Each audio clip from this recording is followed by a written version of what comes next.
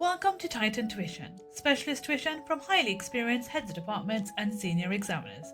In this revision video, we're breaking down Mr Birling in Inspector Calls and looking at his top 5 quotes. Mr Birling is a wealthy businessman who represents capitalism, selfishness, and the older generation. Priestley uses him to criticize a society that prioritizes profit, status, and power over people. Let's analyze Mr Birling's top 5 quotes. Let's get started. Quote 1. A man has to mind his own business and look after himself and his own. This quote immediately establishes Birling's core beliefs. The modal verb has to sounds forceful and absolute.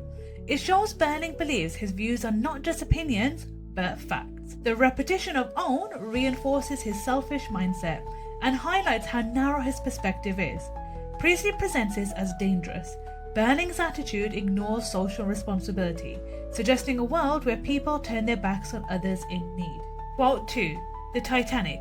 Unsinkable, absolutely unsinkable. This is a classic example of dramatic irony. The audience knows the Titanic did sink, so Birling immediately appears foolish and overconfident. The repetition of unsinkable emphasizes his arrogance and blind certainty. The Titanic symbolizes upper-class power and pride. Its sinking foreshadows the collapse of Birling's beliefs and the idea that the wealthy are untouchable. Priestley uses this to undermine Birling's authority. If he's so confidently wrong here, why should we trust anything else he says? Quote 3.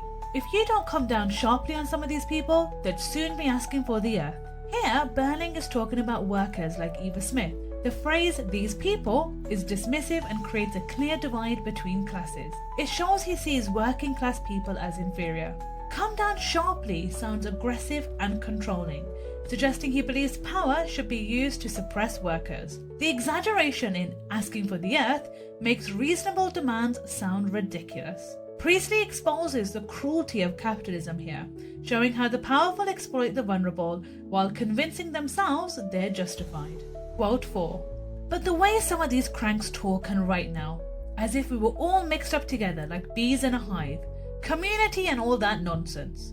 This quote develops Birling's rejection of social responsibility. The word cranks dismisses socialist ideas as foolish and extreme, showing Birling's closed-mindedness. The simile bees in a hive is actually ironic. Bees work together for the good of the group, which is exactly what Priestley is promoting. Birling mocks the idea of community, calling it nonsense, which highlights how strongly he rejects change.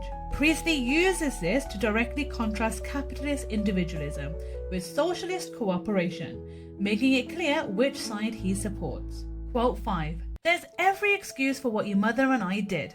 This is a crucial moment at the end of the play. The phrase "every excuse" shows complete denial. Birling is trying to justify his actions rather than take responsibility.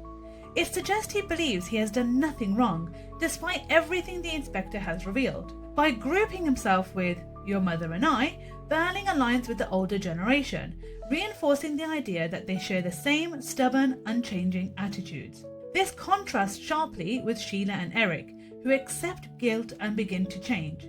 It highlights the generational divide in the play. Priestley uses this moment to show that people like Birling are resistant to change, and to warn that if this mindset continues, society will not improve. To summarize, Mr Birling represents everything Priestley wants to challenge: selfishness, arrogance, and a lack of responsibility. Through him, Priestley shows that without change, society will continue to fail the most vulnerable. If you found this helpful, make sure you follow Titan Tuition for more expert GCSE English revision. Thanks for watching!